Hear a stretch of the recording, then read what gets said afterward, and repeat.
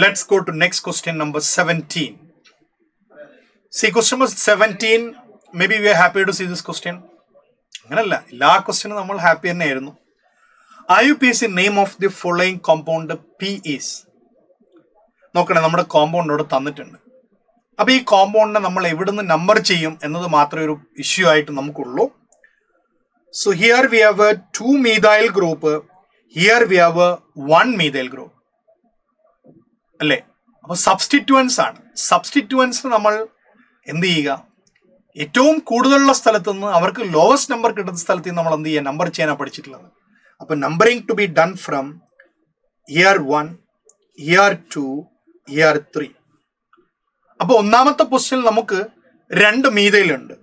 അപ്പോൾ 1,1 ഡൈമീഥൈൽ വരണം.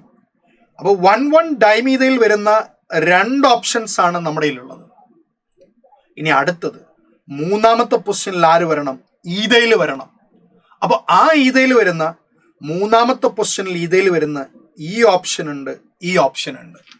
അപ്പൊ നമ്മൾ ആരെ ആദ്യം എഴുതും? ആദ്യം എഴുതുന്ന നമ്പറും നമ്മൾ യാതൊരു ബന്ധവുമില്ല.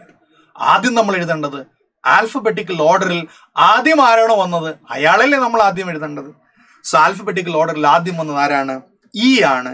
So definitely or option is ഏതെന്ന് നമുക്ക് യാതൊരു സംശയമില്ലാതെ പറയാം, ഓപ്ഷൻ 2 എന്ന് പറയാം. അതായത് ഈഥൈൽ ആദ്യം വരണം, എന്നിട്ട് 1,1 dimethyl, then what comes there? Cyclohexane. So your answer for this particular question is option 2.